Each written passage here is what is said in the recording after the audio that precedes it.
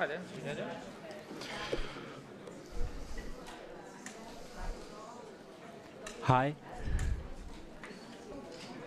Está bien, se oye. Hi, this is Podemos' first press conference here in the European Parliament. We're going to evaluate what happened yesterday here in the Parliament, and then we will answer your questions for 12 or 15 minutes. Thank you. Buenos días a todas y a todos. Muchísimas gracias por estar aquí. Valoración de lo que hemos visto ayer y hoy. Ayer vimos en el Parlamento elegir a un presidente alemán, un presidente que representa a la gran coalición que gobierna en Alemania. No es una afirmación gratuita el cartel que sirvió para promocionar la candidatura del señor Martin Schulz. Decía en su país: elijan a un alemán para presidir el Parlamento Europeo. Después de lo que hemos visto hoy, todo apunta a que será elegido como presidente de la Comisión Europea el expresidente de Luxemburgo, el expresidente de un paraíso fiscal. Y la clave para que se produzcan ambas elecciones es el acuerdo entre socialdemócratas y populares, el acuerdo entre el llamado centro-izquierda y el llamado centro-derecha. Los mismos que gobiernan en Alemania, los mismos que gobiernan en Grecia, los mismos que pactaron en España para cambiar el artículo 135 de la Constitución, pactan aquí en Europa para elegir al presidente de la Cámara y para elegir al presidente de la Comisión y para apoyar al presidente de la Comisión Europea, lo que a nuestro juicio es una mala noticia para la democracia y una mala noticia para los ciudadanos europeos, en particular para los del sur, que están padeciendo las consecuencias de políticas de austeridad que provocan un enorme sufrimiento social y que se están demostrando absolutamente ineficaces para salir de la crisis. Para nosotros ayer fue una magnífica oportunidad para defender la candidatura del GUE NGL a la presidencia del Parlamento y poder reivindicar frente a la ola de opciones políticas xenófobas y racistas lo que nosotros consideramos la mejor tradición política de los demócratas europeos, que es el antifascismo. Fue una buena ocasión para denunciar el totalitarismo financiero que padece Europa, totalitarismo financiero que se revela en el hecho de que las principales decisiones que afectan a la vida de los ciudadanos europeos son tomadas por instituciones que no responden a ningún control democrático, como el Fondo Monetario Internacional o el Banco Central Europeo, y que sin embargo tienen consecuencias nefastas y definitivas para la vida de los ciudadanos, que se traducen en empobrecimiento, en deterioro de los sistemas educativos, de los sistemas de educación, de las pensiones, de las condiciones laborales de los trabajadores.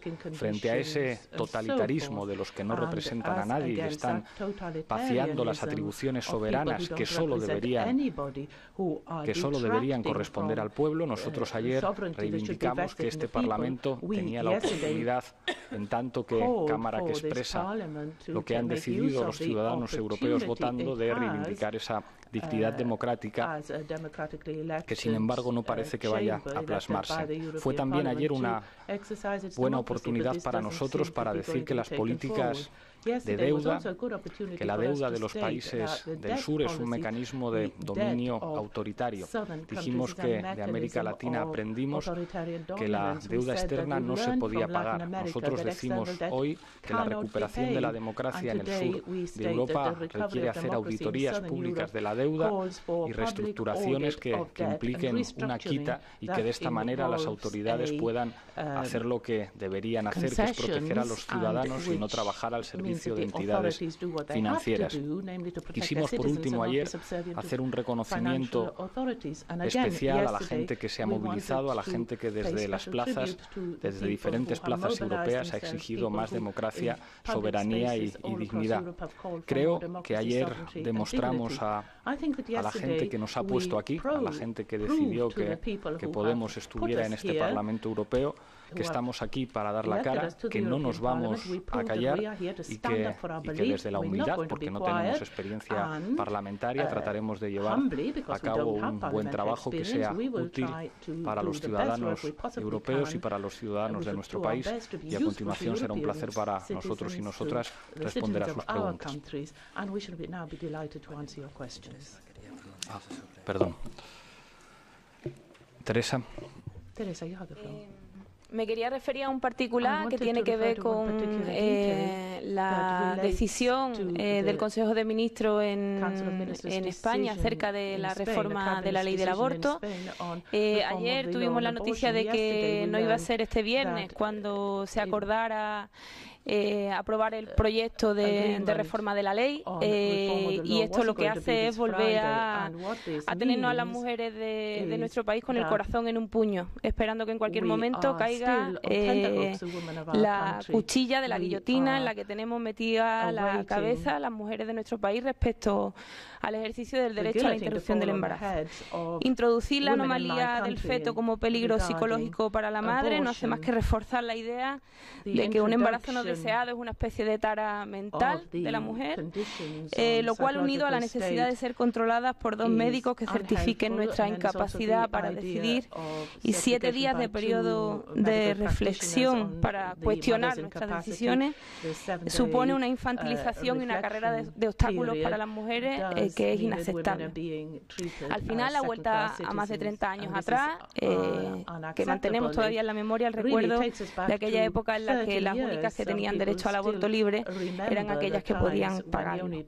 Frente a esta realidad, hemos solicitado desde nuestro grupo parlamentario, junto al grupo de la Izquierda Plural, la solidaridad internacional contra la reforma de la ley del aborto, contra la ley Gallardón, y en ese sentido habrá una concentración en la puerta del hemiciclo a las 12:15 y será una de las primeras acciones, que no la única, durante este mes en el cual estamos a la espera de la presentación del proyecto de ley. Muchas gracias. Vale, ahora sí, si quieren preguntar. Sí,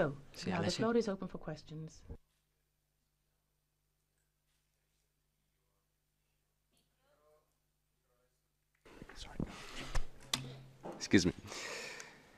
If I listen to your position, I see several points close to an Italian movement called the Five Star Movement, and against the austerity for more social Europe and so on. So my question is, if you had any contact with them as they finally decided to join a Eurosceptic group, and if you think that they could work more with you in the parliament than with the EFD group. Thanks. Thank you very much for your questions. In fact, yesterday I had some informal contacts and conversation with members of Movimento 5 Stelle. We are not sectarian in order to have talks, in order to discuss political issues with other members of this parliament, and it will be a pleasure to have a meeting and have the opportunity of exchanging different point of views regarding Europe, regarding social rights, etc. I can't say anything more after this meeting. I will inform you about the talk we will have and about the conclusions.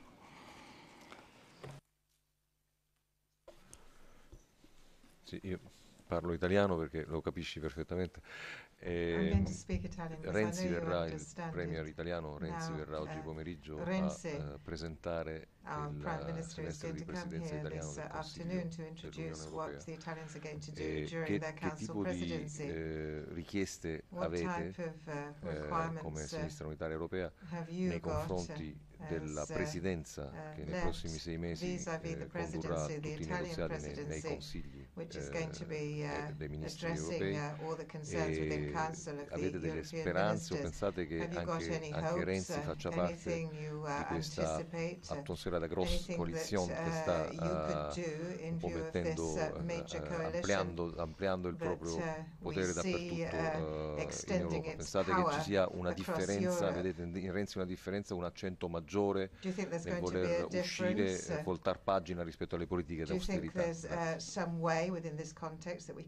Grazie per la domanda. Per quanto riguarda il nostro analisi della presidenza italiana, la nostra compagna Barbara Spinelli farà presto un'intervenzione per rappresentare qual è il pensiero del gruppo. Per quanto riguarda me, non sono molto ottimista perché so che recentemente in Italia Renzi ha cercato di fare una trattativa con il partito di Silvio Berlusconi per fermare l'entrata in Parlamento in Italia degli altri gruppi. Dunque quello non è una bella notizia per quelli che siamo democratici. Non lo so, comunque bisogna ascoltare quello che Renzi dirà, bisogna vedere quello che farà nel suo paese, ma fino adesso la mia opinione è che lui e le forze politiche, il Partito Democratico e altre che hanno sostenuto Renzi non hanno dimostrato purtroppo essere molto diversi di quella grande coalizione che porta il nostro continente in una situazione terribile.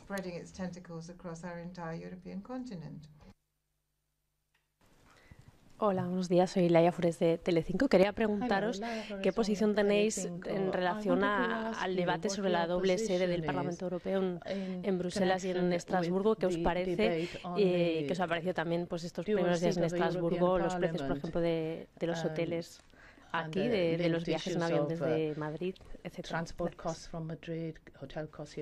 Bueno, sobre la doble sede no hemos tenido una discusión todavía y en cuanto la tengamos será un placer comunicar la posición oficial de Podemos al respecto que por el momento no existe. Respecto a los hoteles, como ustedes saben, nosotros somos austeros por naturaleza. Me sonreía cuando hacía la pregunta porque bueno, en general nosotros compartimos habitación y tratamos de mantener la máxima austeridad. Cuando digo austeridad, no se entienda eso como las políticas de austeridad que afectan a nuestros ciudadanos, sino como el decoro que debe corresponder a un representante de la ciudadanía. Todo es muy caro en esta ciudad, pero bueno, hemos sabido buscarnos la vida buscando hoteles que estaban a las afueras, a algunos kilómetros, y eso nos ha servido para reducir el precio y para muchos de nosotros no es ningún problema compartir habitación.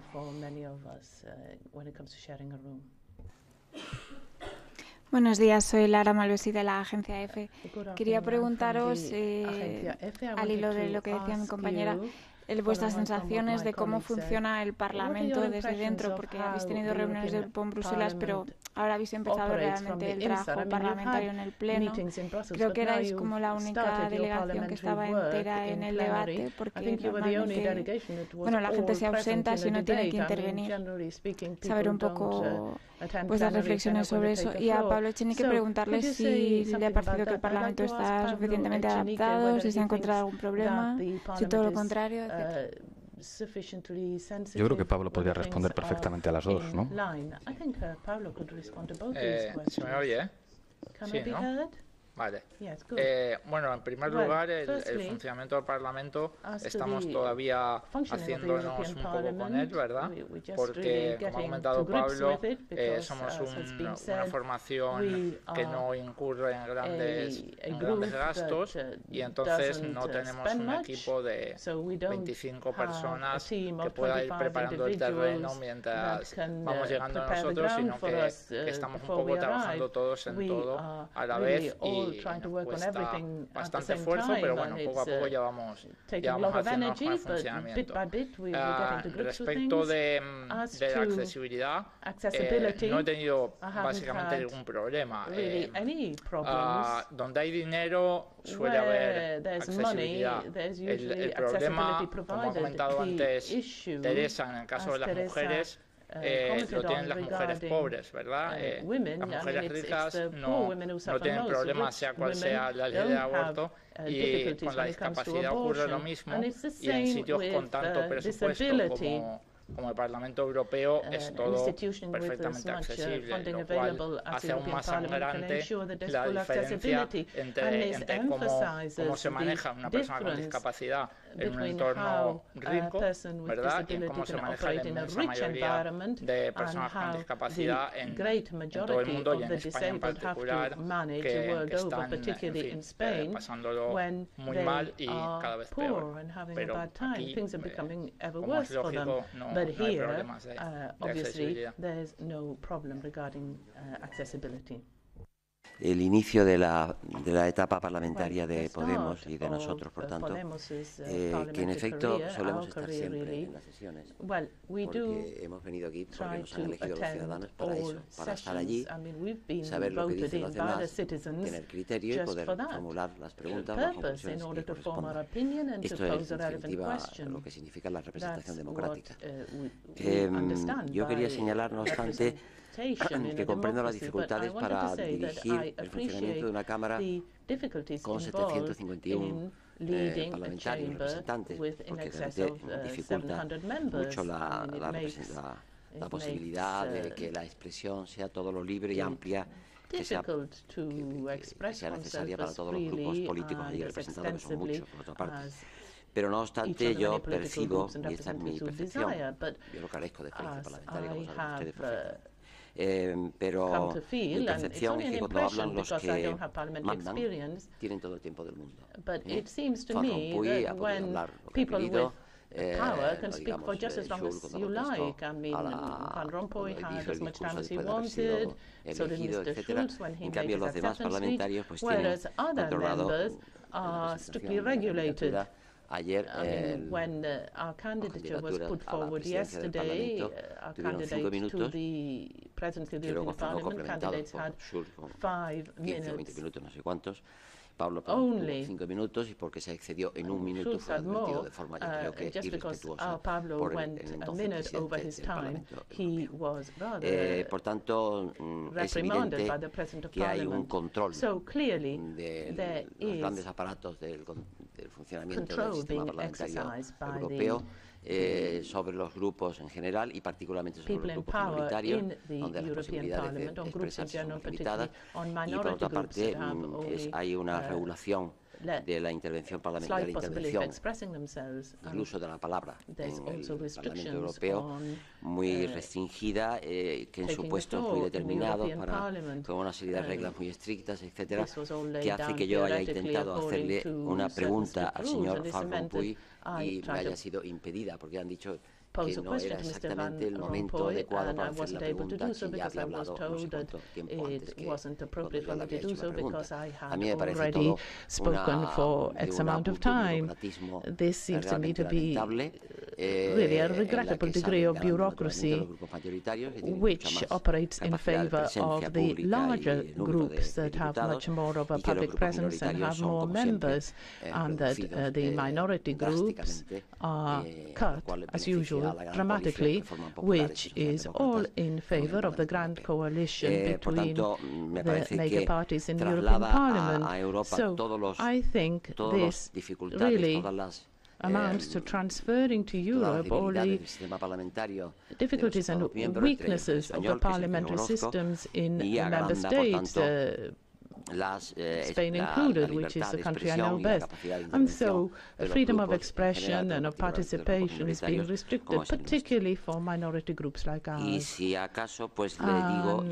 Perhaps, since I have the floor, que era la pregunta que le if you pretendía don't hacer mind, al señor Pablo, Van Rompuy, could porque tell you él what the question was that I intended to genéricamente de put la to Mr. Van inmigración, Rompuy, because he como spoke hacen in todos, generic por otra terms parte, todos of hablan genéricamente de immigration, todo, as hasta de los temas everybody más does. delicados Everybody speaks y que están generically siendo about everything, objeto de even grandes about the sufrimientos most para la mayoría de sensitive los issues ciudadanos that de are Europa causing y great particularmente suffering to de the los estados del sur, majority Portugal, of European citizens, España, particularly Italia, the citizens of southern Grecia, states, etc. Portugal, Italy, Spain, and Y la Greece, and pregunta so era la on. siguiente. The question I had in mind Yo was la as formulo follows. porque aprovecho que estoy I'm aquí con going to ustedes y pose creo it que to es el momento you, de hacerlo. taking La pregunta advantage era of la this siguiente. opportunity. Señor Van Rompuy, Mr. Van Rompuy, ¿qué hará el Parlamento Europeo y particularmente la Comisión Europea y particularmente el Consejo Europeo en el que está presente el presidente del Gobierno español cuando el Estado español está violando sistemáticamente la Carta de Derechos Fundamentales de la Unión Europea, aplicando eso que se llama en la Carta de los Derechos Fundamentales de la Unión Europea las expulsiones colectivas de inmigrantes en la frontera de España y por tanto de Europa con Marruecos en las ciudades de Ceuta y Melilla. Es un hecho perfectamente ya constatable y comprobado, objeto de estudios de todo tipo, estudios de organización gubernamental, estudios académicos, etcétera, de lo que han dado en llamar el ministro del Interior español las devoluciones en caliente, que no es otra cosa que las expulsiones colectivas, que están expresamente prohibidas en la Carta de los Derechos Fundamentales de la Unión Europea y que se están consintiendo por parte de las autoridades europeas, por tanto, y además con un agravante. Y es que, como saben ustedes, por ejemplo, en la ciudad de Melilla con Marruecos hay 9 kilómetros de valla. Son 2 vallas con las correspondientes concertinas, que son unos instrumentos de hierro que sirven para hacer daño y generar graves heridas, cuando no la muerte, a los inmigrantes que tratan de saltar aquellas vallas para entrar en España, es decir, en Europa. Y se está permitiendo, con abuso de las facultades que tienen las fuerzas de seguridad españolas, que fuerzas de seguridad marroquíes entren en un espacio que hay entre las 2 vallas, espacio que es español en definitiva, porque es la primera valla que marca el territorio español y por tanto europeo. Se está permitiendo que autoridades policiales marroquíes entren en el intervalo de las 2 vallas y no solamente maltraten, sino que trasladen al territorio marroquí a los inmigrantes que no han conseguido superar definitivamente las 2 vallas, lo cual me parece una invasión de fuerzas policiales de terceros países en el territorio de la Unión Europea. Eso es lo que le quería preguntar, pero como parece que hasta eso es difícil de preguntar cuando es un hecho que se constata todos los días por todas las personas que forman parte de la colectividad de Ceuta y Melilla, y particularmente de Melilla en este caso, que es lo que más conozco, pues se lo quería preguntar, pero parece que no hay dificultades. Y ya que tengo el uso de la palabra, quería haber hecho otra pregunta. Como saben ustedes, se ha descubierto un fondo europeo de pensiones en Luxemburgo a través de una SICAP, que ha motivado, entre otras consecuencias, la dimisión de un diputado del Grupo español, por cierto. Parece que el fondo de inversiones tenía una parte privada y una parte pública de fondos europeos, es decir, de fondos públicos, a lo cual han contribuido todos los contribuyentes europeos y, por tanto, los españoles. Preguntaba cómo se van a recuperar los 95 millones de euros que la Unión Europea ha proporcionado a ese fondo de pensiones para favorecer a los unos cuantos centenares de eurodiputados europeos que se han beneficiado de tener fondos de pensiones en un territorio que en la práctica es un paraíso fiscal como Luxemburgo, a través de una SICAP que tributa prácticamente nada.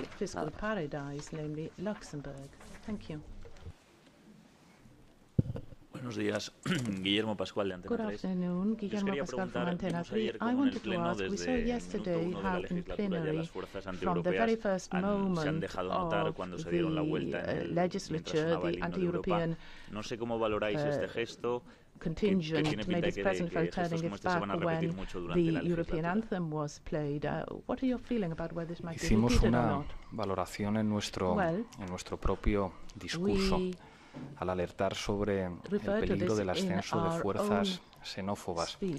Estamos, por desgracia, en una situación política que recuerda mucho a los tiempos de la República de Weimar, en lo que las formas políticas más repugnantes de defender a los ricos y de defender a los privilegios pueden adoptar ropajes que puedan ser muy atractivos para algunos sectores de la población. Por eso ayer específicamente en mi discurso de presentación de la candidatura reivindiqué el antifascismo como uno de los patrimonios fundamentales de los demócratas europeos, y eso pretendía ser un mensaje directo a aquellos que dicen que el problema de la crisis son que trabajadores de otros países vienen aquí a trabajar con nosotros. Lo hemos dicho muchas veces.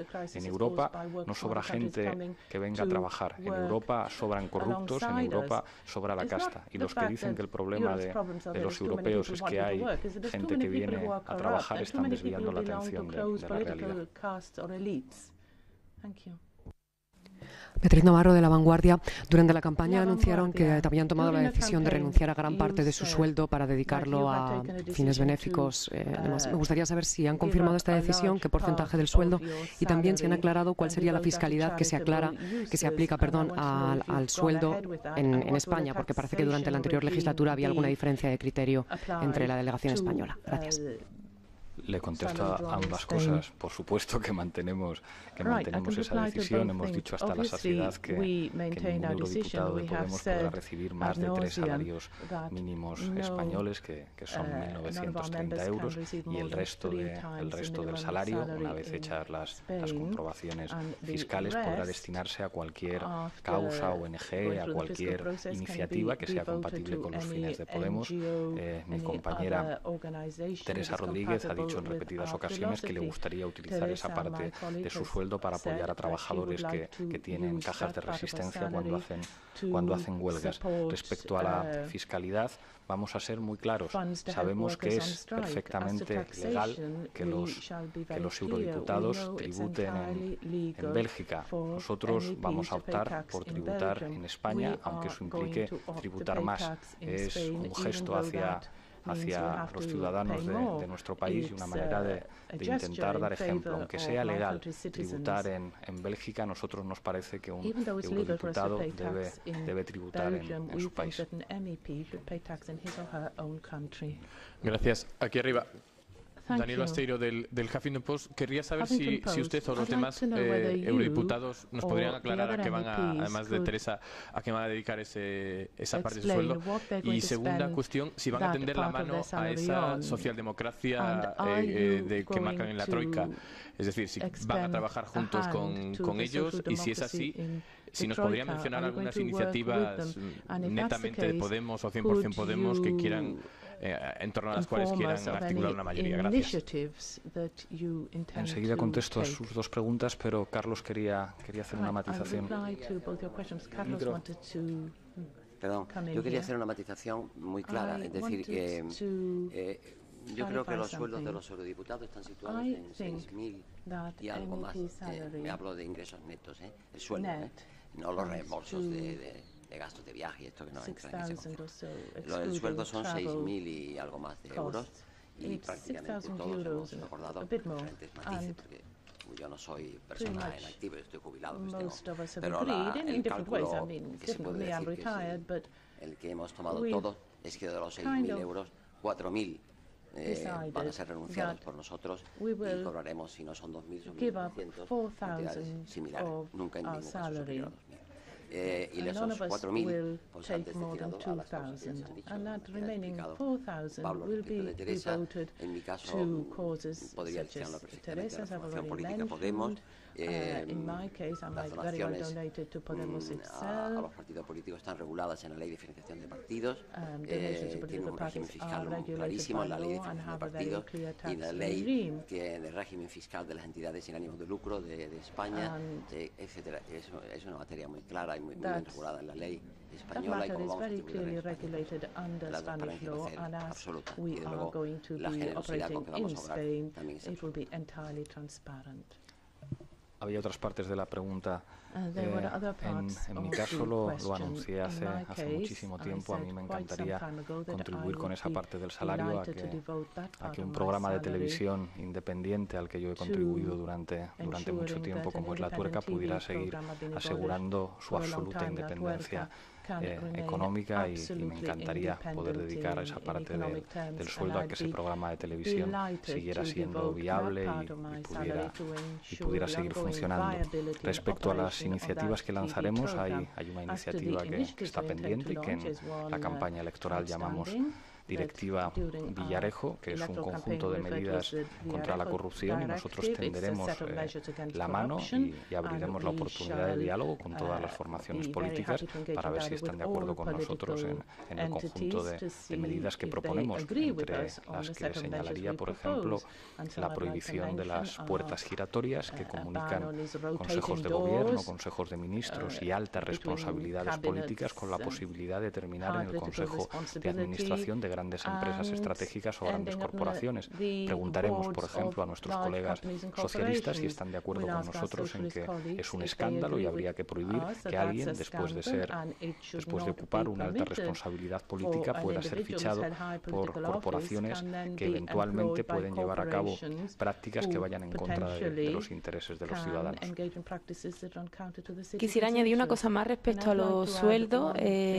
Todavía no se ha percibido nada. Quiero decir, sé que la medida es lo suficientemente llamativa como para que se pregunte de forma recurrente, pero puedo prometer y prometo que no hemos recibido todavía un duro.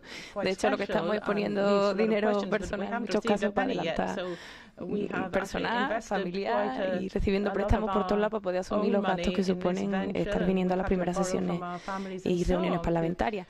En el momento en que empiecen a hacerse esos ingresos, desde luego seremos muy pulcros a la hora de detallar a dónde van destinados cada uno de los fondos relativos a distintas partidas que se nos atribuyen a los eurodiputados, pero esa información llegará.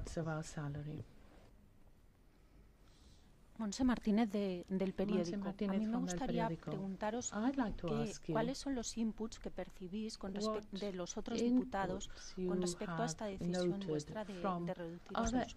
Es cierto que algunos os han dicho que vosotros mismos os daréis cuenta de que es una utopía, con tan poco dinero no se puede vivir, se sienten amenazados en algún sentido. ¿Cómo lo perciben? Yo no creo que ningún diputado se atreva a decirle a un ciudadano de nuestro país que no se puede vivir con 1.930 euros, teniendo en cuenta además los apoyos en forma de dietas para la manutención que prevé este Parlamento. En nuestro país el salario mínimo interprofesional son 645 euros al mes y algunos de la COE que tienen magníficas relaciones con el partido que gobierna en nuestro país se atreven a decir incluso que hay que rebajar todavía más el salario mínimo. Dudo que un europarlamentario español se atreva a decirle a la cara de los ciudadanos españoles que no puede vivir con 14 pagas de 1.930 euros al mes más las dietas de manutención. Quería añadir algo más. Claro, nosotros lo que vamos a mantener es nuestro nivel de vida, nuestro salario, el que nos hemos puesto en España. El resto de gastos derivados del trabajo que se hace aquí está financiado a través de las dietas. Y esas dietas se cobran cuando se viene a trabajar. Es decir, que cualquier eurodiputado que venga a trabajar y cobre sus dietas tendrá muy fácilmente sufragados sus gastos aquí, que es verdad que son enormes, pero se pueden pagar perfectamente con las dietas y los gastos de desplazamiento. El resto es mantener un salario normal en nuestro país, porque la mitad de la semana la pasamos allí. Es decir, lo que vamos a ahorrar son los 3 días que estamos aquí de luz, agua, gas y comida en nuestras respectivas casas. Por lo demás, nuestro nivel de vida permanecerá exactamente igual. Esa es la idea. Se puede hacer. No hay razón posible para pensar que no se puede hacer de otra manera, ¿no?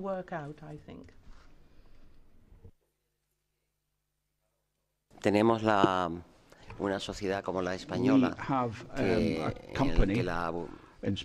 el que las clases dominantes, me utiliza well, we have the kind of society that we have in Spain, sorry, is that we have, a dominant class, and this is a kind of Marxist analysis. Reconvertir o reutilizar and what we'd like to do is go back to Marxist terminology when it comes to the class struggle in Europe and Spain, because we have one.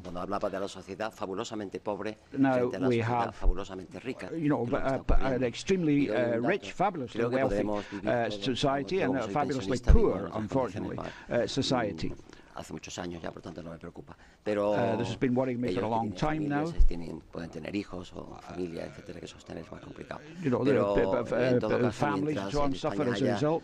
30 consejeros del IBEX 35 que el año 2013, según la Comisión de Mercado de Valores, percibieron cada uno de ellos 4,2 the top 35 companies on the Spanish stock exchange, the CEOs of those companies took in an average 25 million euros a year. And so even with taxes and so on, they had to make do with just 5 or 6 million, the poor souls. And contrastar y de poner en evidencia lo que es la existencia de la clase económica dominante, que no se acaba ahí, porque hay 87, según la Comisión de Mercado de Valores de España, hay 87 directivos de las empresas del IBEX 35, que las empresas más cotizadas en la bolsa española, que el año 2013 cobraron todos más de 1 millón de euros anuales. Naturalmente, si contrastamos esos datos con los datos de los eurodiputados, con la as members of Parliament, hay un contraste evidente, we see this huge contrast, donde se invierta esa situación, we want to see a society in which this is turned around, and we should have the rich beginning to worry about this society and not having this power, which is, absolute despotic, and goes completely against the quality of life of everyone else. That's what we all believe. Vale, sí. 2 preguntas más y acabamos. El País. I think we can only take 2 more questions. Yes, El País. Ignacio Fariza, del País.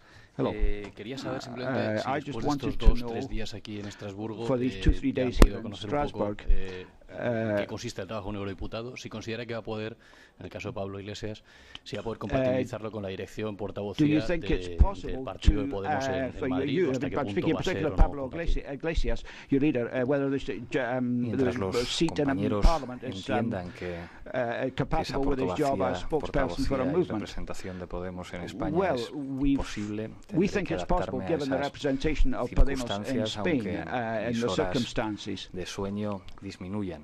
En cualquier caso, I'll just have to sleep a bit less.